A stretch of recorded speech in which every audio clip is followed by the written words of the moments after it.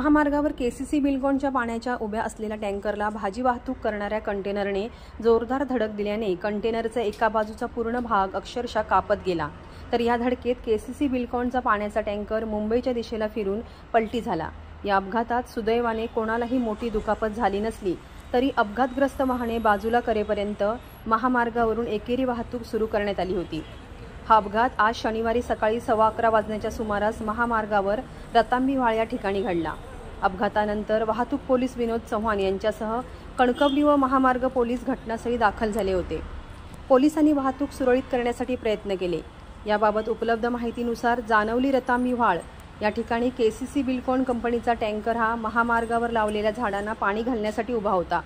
यावेळी टँकर चालकाने लाल कलरचे बॅरिकेडिंग देखील केले होते।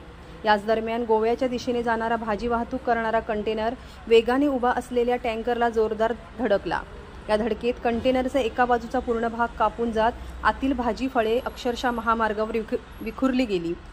त्यामुळे कंटेनरचे मोठे नुकसान झाले। या अपघातात कंटेनर चालकाला किरकोळ दुखापत झाल्याची माहिती पोलिसांनी दिली।